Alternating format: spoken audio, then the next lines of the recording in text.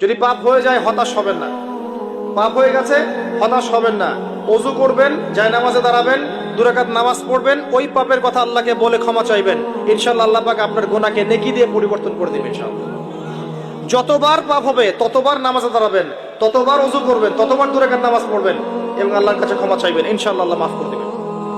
শয়তান আপনাকে হতাশ করতে যাবে, ফার্স্ট্রেট করতে যাবে। আরে তুমি অন্যায় করেছো, এত বড় বড় পাপ করেছো, তুমি পর্নোগ্রাফি দেখো, তুমি মেয়ের সাথে জেনা করেছো, তুমি মদ খাও, তুমি এই করো, তুমি কিভাবে আল্লাহর সামনে দাঁড়াবে, কোন মুখ নিয়ে দাঁড়াবে? এগুলো শয়তানের ওয়াসওয়াসা। কার ওয়াসওয়াসা? আল্লাহ পাক ক্ষমা করতে করতে ক্লান্ত হবেন না, আপনি ক্ষমা চাইতে চাইতে ক্লান্ত হয়ে যাবেন ইনশাআল্লাহ। আল্লাহ পাক এমন গফুরুর রহিম। এক ব্যক্তি 99টা খুন করেছে। কয়টা? 99টা খুন করে এক আলেমের কাছে গিয়ে বলেছে যে আমার কি তওবা হবে? সে বলেছে না, তওবা হবে না। সে বলেছে কি তওবা হবে না। সে আলেম ছিল না, সে আবেদ ছিল। আবেদ মানে ইবাদত করতে বেশি বেশি, খুব বেশি জ্ঞান ছিল না। আমাদের মতো আমরা কিন্তু ইবাদত বেশি করি, জ্ঞান খুব কম।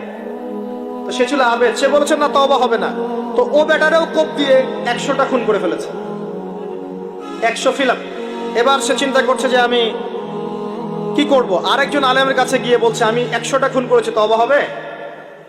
তো এই আলেম সত্যিকারের আলেম ছিলেন, তিনি বলেন হ্যাঁ তওবা হবে, তুমি ইস্তেগফার করো এবং এই এলাকা থেকে চলে যাও, অন্য এলাকায় গিয়ে থাকো, অন্য একটা এলাকায় গিয়ে থাকো, এখানে তোমার স্মৃতি জড়িত আছে, অন্য জায়গায় হিজরত করে গিয়ে থাকো।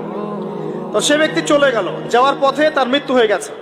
আর আল্লাহ পাকের ফেরেশতা চলে এসেছে, আযাবের ফেরেশতা এবং জান্নাতের ফেরেশতা, তারা নিজেদের মধ্যে এখন তর্ক করছে কে রূহটা নেবে, আত্মাটা কে নেবে।